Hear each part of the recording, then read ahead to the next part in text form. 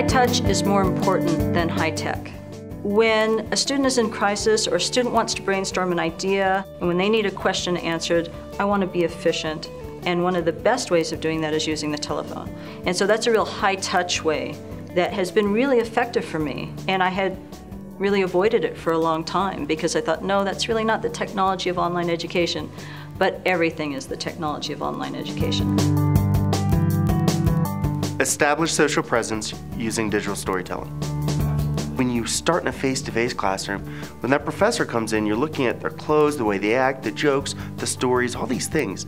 You size up who they are, right? So for me, one of the things I leveraged or I relied on was the power of storytelling. And so the power of storytelling, telling stories is a great way to establish your presence and to help students get to know each other as real people. Use technology intentionally.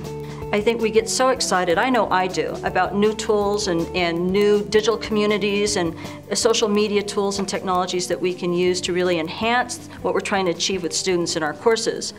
But we sometimes let the tool sort of drive our decision making as opposed to going back to our learning objectives and saying, what do we really want to achieve? Does the tool help us achieve that? Just because we get really excited. The power of external resources.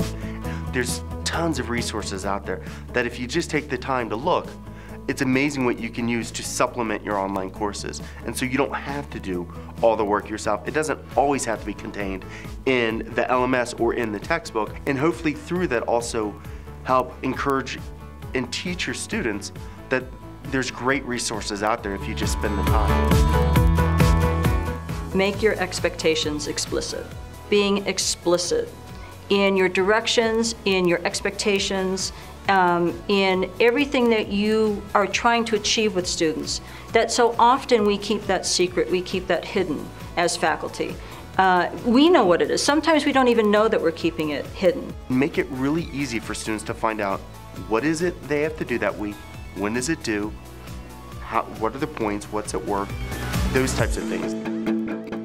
Fun and playfulness and the unexpected. Doing something that's different can really jolt them and re-energize them and re-engage them in a way that allows them to express themselves creatively.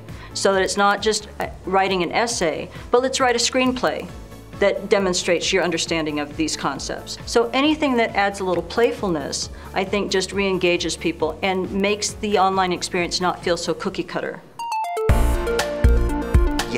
To log in regularly. You probably should plan at least 5 days a week to be logging in your course.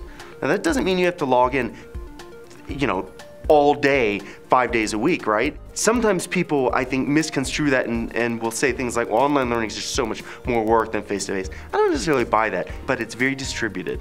The faculty that I know that are the most successful, in my own experience, has been they log in regularly to their courses. The power of personal feedback.